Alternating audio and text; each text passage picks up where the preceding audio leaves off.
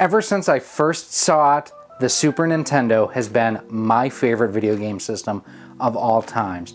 I mean, I loved my NES, don't get me wrong. I enjoyed the N64, the GameCube, the Switch, the Wii, the Wii U. Yes, I know they're out of order there. PlayStation, PlayStation 2, PS3, PS4. I have enjoyed playing on many different systems. But for me, it never got any better than the Super Nintendo. Hey everybody, Gary here with Rock Solid Productions. Welcome to our episode here today. I hope you enjoy it. Now, in addition to the Super Nintendo, I'm also a huge fan of the Japanese counterpart, and that's this guy here. This is the Super Famicom. Now, this is the version that both Europe and Japan got. Looks a little bit different. The controllers look a little bit different here too. I still love the look and the design and the style of this. But unlike many others, I don't hate the US version of the Super Nintendo. I actually really like that design too. Now, halfway through the life cycle of the Super NES and the Super Famicom, Nintendo went through and did a revision to both of them. It made it smaller, less expensive to produce, but it also removed some functionality out of the system. And with that, we got both the Super Nintendo Jr. and the Super Famicom Jr. And I have had the Super Nintendo Jr. for a while now, and as you can see, it is considerably smaller than the original counterpart. Now, one problem with this system is it does not natively output RGB, which means you are stuck with composite video or an RF modulator to use coaxial and RF type connections. Now, thanks to our good friend Voultar, we can go ahead and essentially restore the RGB output on the Super NES so that you can go ahead and get beautiful color, whether you're using something like Insurrection Industries SCART cables or HD Retrovision component video cables. Both of them excellent picture quality. Now, if you saw in our video recently at the 2021 Bloomington Normal Game Con, I picked up this beauty here. This is a boxed Super Famicom Jr. And, well, I can't leave well enough alone. So what we're going to do in this video here today is I'm going to RGB mod this using one of Voultar's mod chips. And we're also going to go ahead and swap out one of the capacitors as there is a ghosting capacitor fix. Now, why am I doing this? In addition to going ahead and being able to get the RGB output out of this, I actually did this exact same mod a little bit over a year ago from when I'm filming this video for our good friend Adam Korlick. And when I tested out his system after the mod was done, I was blown away. I mean, my Super NES Jr. looked good. This to me looked even better, and part of the reason for that is Voultar continually updates and improves his boards, which means the older boards, while they look good, they didn't look as good as the new ones. And, well, I mean, I like having Voultar's package in my hand. Wait, a package from Voultar in my hand. And if you have never checked out Voultar's channel, you definitely need to do so. I will have him linked right up there. So what we're gonna do, we're gonna fire up the soldering iron, we're gonna get out the game bits, and we are going to get to some RGB mod work. And I'm gonna show you some before and after. Let's get started. One of the things you wanna do before you start modding any system is make sure that it works before you get started. Here we have our Super Famicom Jr. hooked up using regular composite video cables going into our RetroTink 2X, and quite honestly, this doesn't look all that bad. This actually looks really good for composite video.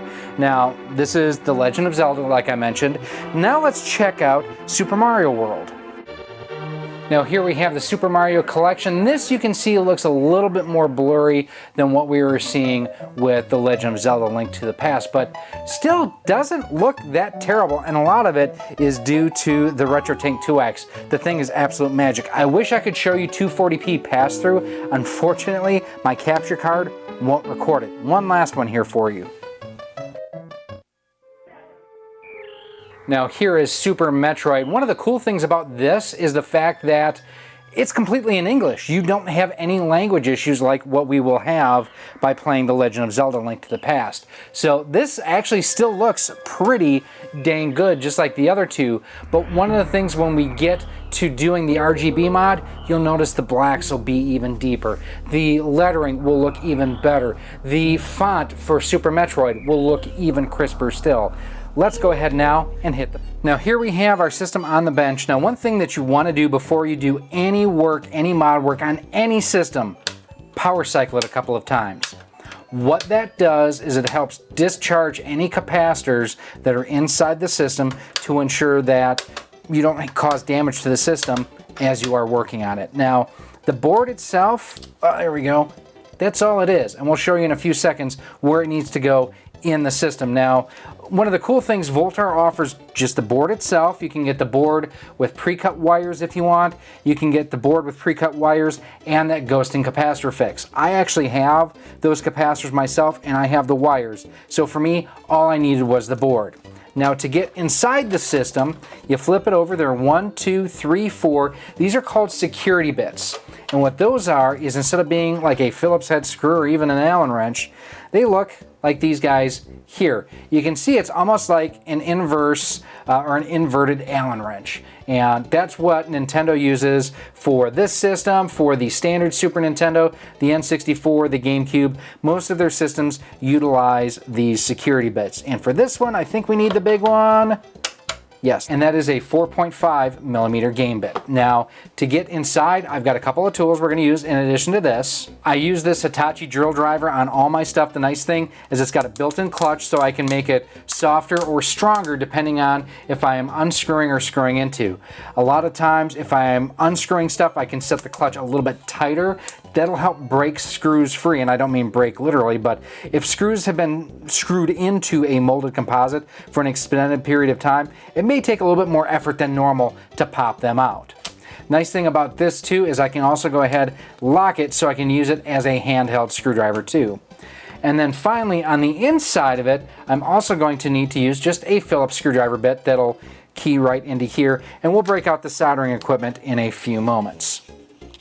One other thing that's really nice, this Parts Express or iParts Expert soldering mat that I have here, super convenient, holds all my stuff. And I don't know if you noticed it, but what I did is I got everything lined up. I actually gave it an initial twist with my wrist, and that basically broke the screw free of the plastic. Now, for these ones, they're a little bit deeper, so I need to get out my longer bits. And this exact same bit, just a longer neck on it. Key that in, same thing.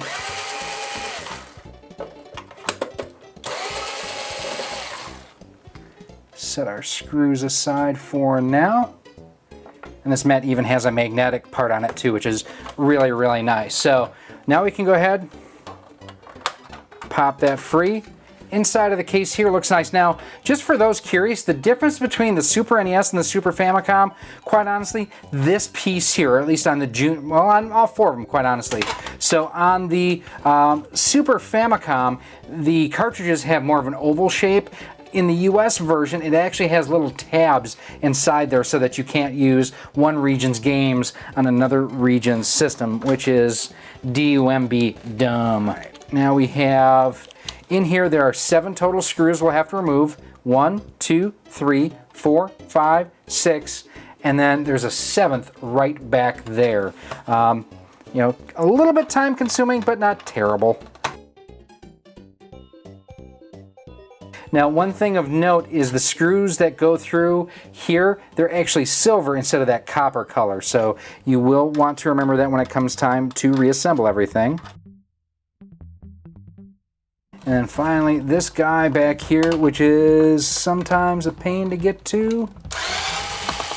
There we go. Actually, it popped right out. Maybe, almost. There we go. There's an RF shield here that pops out pretty easily. I have to say, I mean, this is the first time I've been inside this particular system. I'm happy with how clean this is. I mean, bought this secondhand, so you never know what you're gonna get, but this looks really, really good. Even the bottom of the case here, I mean, there's no dust bunnies or anything like that. Yeah, this is really super clean. I'm digging this. All right, so here is our system itself, and much like the casing, looks in really good shape. Now we're going to flip it over because I want to show you where we're going to be working. So the board itself will go across these pins, which I'll show you in a second. What I like to do too is come through, and these legs from either those capacitors, yeah, those are capacitors coming through on that side. I like to snip these off. I just have a flush cutters that I use, and we're just going to go ahead and we're going to go 1, 2, 3, 4. and then you can take a brush and just brush it off to make sure it doesn't get stuck. I just blow. Yeah, I blow. So what we're going to do is the board's going to lay across these pins here like I mentioned, and there are 4 holes called vias here that we will be soldering some leads to, and then the C11 capacitor, this guy right here, we will be swapping out. So first things first, here's our board, and I'll just show you again how this lays down. It's really pretty simple.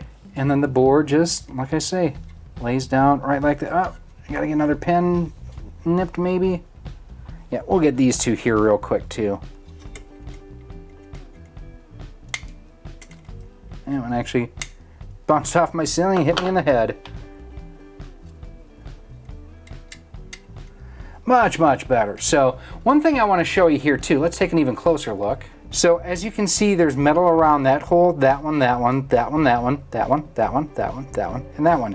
These 3, there's no conductors, so basically they really don't do much of anything. So we're just going to worry about 1, 2, 3, 4, 5, 6, 7, 8, 9 holes there. Now where my thumb just was, these are where we're going to solder our leads to. So RGB, red, green, blue, and those will correspond with holes down here as well. And then there's also the sync cable here, right there, that we will go to that hole there as well. So let us break out the soldering iron.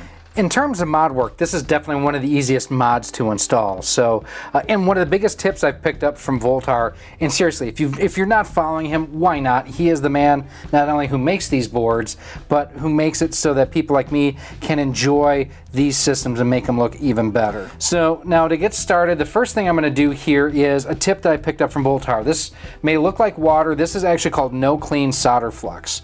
And what this does is gives us just a better adherence between our solder and our component.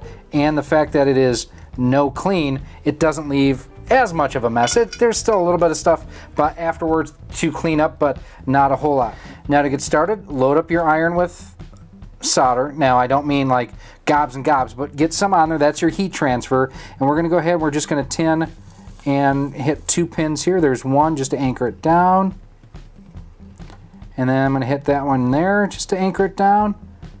Here we go. And now we're going to go ahead and get the other pins soldered up. And then we're just, not keeping our iron on those pins too long because we don't want to burn and damage the board.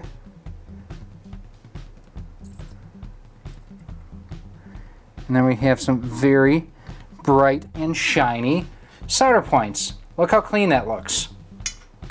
Here you can see exactly how clean all those points look, and you should have a nice, bright, shiny finish to any solder joint. If it looks dull, that's one of those you want to go ahead, go back, hit it again just to make sure you've got good contact. One final thing I'm going to do before we get our wires to go to the vias down here is we're going to go ahead and prep the lower part of the board too. And by that, you can use Scotch-Brite, you can use emery cloth. I just take my X-Acto knife, the one that did not get stolen by Tom and Lacey from Do You Nerd. Make sure you check them out. And all that I do is I just scrape this up a little bit to give the solder a little bit better surface area to adhere to. I really need to pick up a fiberglass pen to do that, because that would make a world of difference. Same thing, I'm just going to do just a little bit of no clean, not a whole lot, and we're just going to hit each pad, tin our iron, tin the back side of our iron. Here's those guys. Make sure that we don't have any bridging or anything like that. That looks good. Now we're ready to prep our wires. So now it's time to prep our 4-conductor wire that we have here, and we have our 4 conductors here. It doesn't matter what color they are. On another project I must have pulled the blue off, which is no big deal. Now you do want to separate these conductors, and I know some people will use a side cutters like this to do that. I've always found that that's a little bit too wide for this detail work, and I don't want to split the insulation itself, so I prefer using an X-Acto knife when I don't get them stolen from Tom at Do You Nerd. Again, make sure you check those guys out. And all I'm doing is I'm starting the separation process. And actually, there's 5 conductors here. Derp. So we're going to do that one, and that one, and that one. I can count sometimes, And And quite honestly, I'm going to take and peel off that blue one because I don't need that. So next we're going to bring in our wire stripper here, and we are going to strip both sides of wire.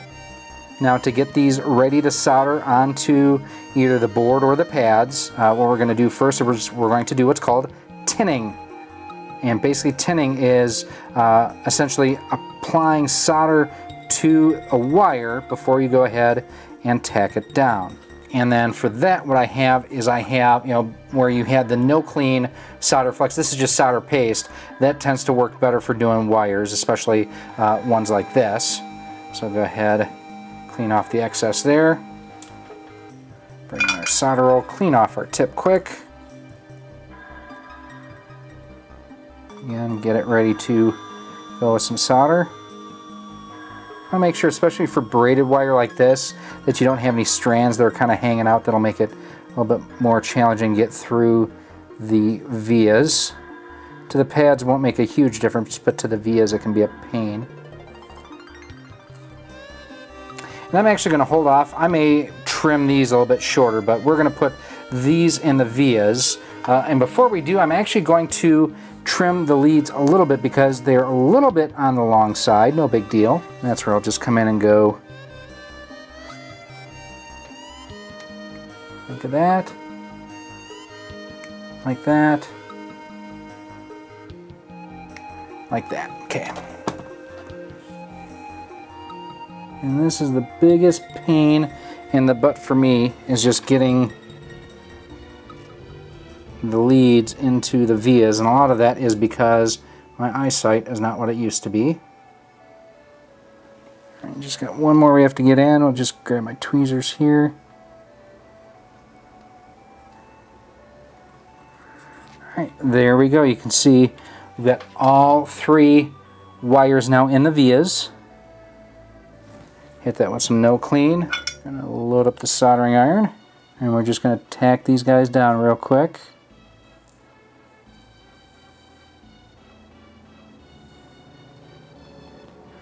Alright, the first one looks pretty good. The other two needs to be touched up. Alright, now that we've got those guys tacked down, we need to get our last lead in here. That is our sink. Alright, so we've got our last via in here. We're going to hit it with a little bit of no clean solder flux. Just a dab will do ya. A little bit of solder for our tip. Alright, got it tacked. Go.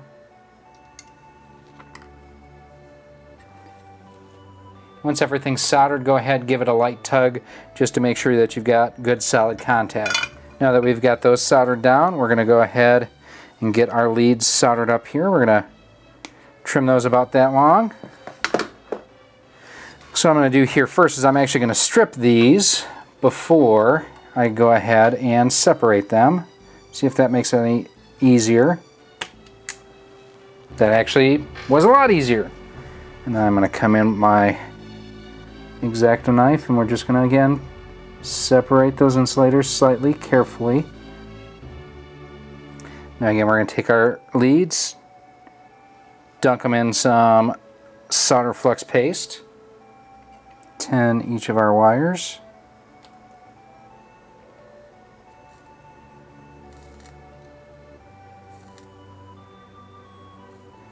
Again, does not take much. Come in here, we're going to just hit each one, go boop. That one's down. That one's down. That one's down. We're going to hit these again because I don't like how they look. There, that one's better. That one's much better.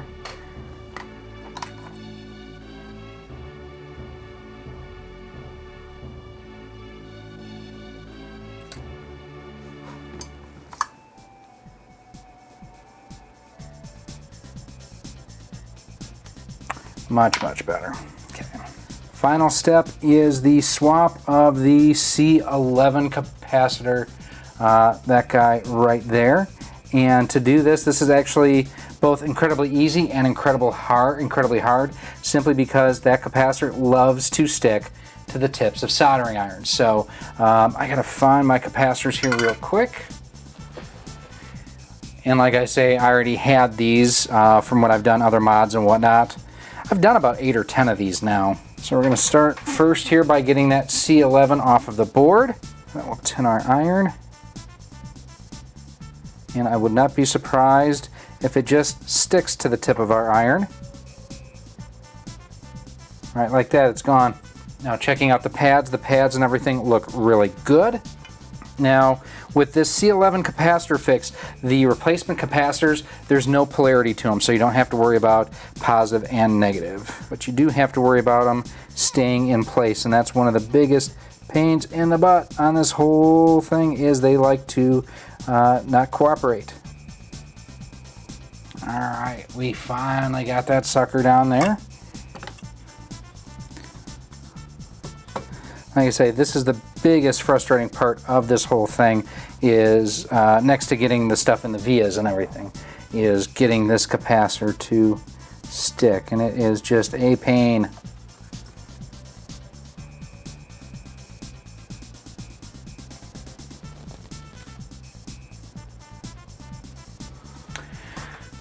Alright, and there we go.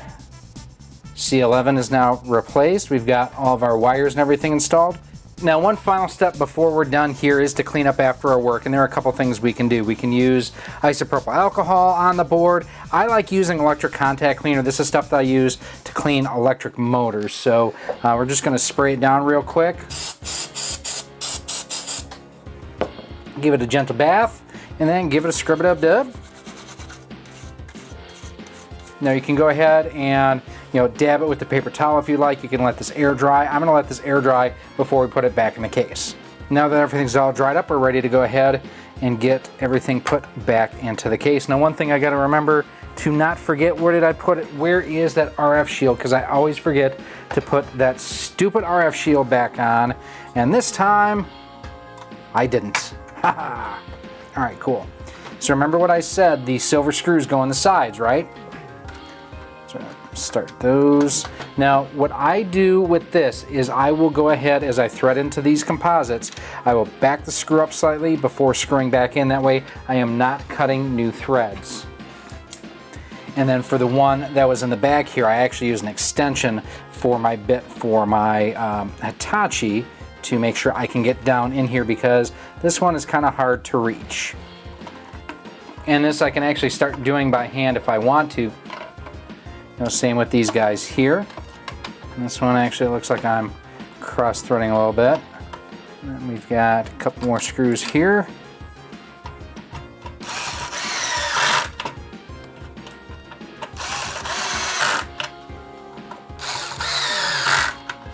And one last Phillips screw here. We are almost back together. Now, when putting the top of the case back on, make sure that the power switch is in the proper position to line up here, otherwise you won't be able to turn the system on and off. And then load up our security bits in each of the holes here. Same type of thing, unscrew before screwing in. One of the things I absolutely love about this kit is the fact too that from the outside you can't tell that there's anything different. There's no holes having to be cut in. Wow, why am I having an issue with these? All right, and just like that, we are now ready to hook this back up to the TV and check it out. So up first, here again, Legend of Zelda, and we are going to compare these side by side. Look how much cleaner and crisper this looks. Look at the Super Famicom. Look at the lettering for the title. This just looks super clean. There's no ghosting issues anymore or anything like that. This just looks absolutely beautiful. Even the text here, everything just looks so much crisper than what it did using composite video. Same here with the Super Mario collection. Again, look how crisp and clean everything looks here. The blacks are more vibrant. The colors are overall better. The lettering doesn't have all that crap and whatnot around it. This is a beautiful way to play the Super Famicom. Even here, look at the blacks, the color depth in the blacks here. Wonderful looking. finally, let's take another look at Super Metroid. I told you earlier, keep an eye on the blacks and everything on the Super Metroid intro teaser and whatnot. And look at this. This is absolutely wonderful. Sharp pixels and everything, good, just terrific looks and everything. The colors are more vibrant. It's overall just a better looking result. Look at the Super Metroid splash there too. Look at these side by side, how much better the RGB mod looks compared to the original Composite. This is why I do these mods. This is why I love this mod. Now it's time to wrap things up. Well, there you have it. Our RGB mod of our new to us Super Famicom Jr is complete. It's what's playing down below right here on our television. And man, this thing looks gorgeous. I love this mod so much. Thank you so much to Voultar for creating such an amazing mod that people like me can go ahead and install rather easily. Now, this is one of the easier mods to do, and even this has its challenge points. Getting the wires and the vias can be a pain in the butt. Going ahead and getting everything to lay down properly can be a pain. Getting that C11 ghosting capacitor on the board properly can be a pain.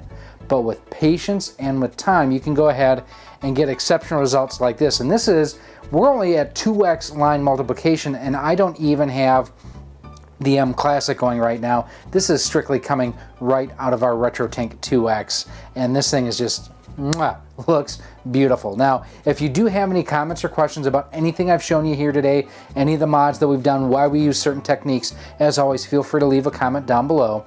You can also go ahead and email me at rocksolidmail@gmail.com. You can send me a message on Twitter at RockSolidStudios. We are on Facebook at facebook.com/RockSolidProductions and Instagram at instagram.com/RockSolidProductionsGK. Now, if you do want to pick up one of these RGB mod kits, try to install it yourself, I will have a link down below in a pinned comment where you can go ahead and order one through Voultar's Mod Shop. Not something I stock here. I ordered this and had it within like 2 or 3 days. So thank you again, Voultar, for having some awesome stuff there too. Now, if you are looking for things like those HD Retrovision component video cables, like the Insurrection Industries SCART cables too, you can go ahead, head on over to CastlemaniaGames.com. Ryan has those back in stock. They've been coming in and out. If they're out of stock, you can go ahead and pre-order them there too. One of the cool things is if you use promo code ROCKSOLID10, you can save 10% off of most items on the website. Thanks, Ryan, for everything that you do for the retro gaming community. We really do appreciate it. Now, if you are looking for, other tips and tricks and mods and tutorials and things along those lines, those videos are coming up right now. Thank you for watching this video. If you would like to support the future of Rock Solid Productions, you can do so by visiting our Patreon page at patreon.com/rocksolid. For as little as $1 a month, $12 a year, you'll get early access to all of our video content, exclusive content, and a whole lot more. You can also become a channel member here on YouTube for as little as $1.99 a month, and with that, you get a badge next to your name when you comment or post on the channel, and you are acknowledged whether you are a channel member or a Patreon supporter at the end of each and every one of our videos. You can also support the channel by visiting our Teespring store on screen now, where we have t-shirts, sweatshirts, hoodies, masks, cell phone cases, and much more. Again, thank you for watching, and I hope to see you soon.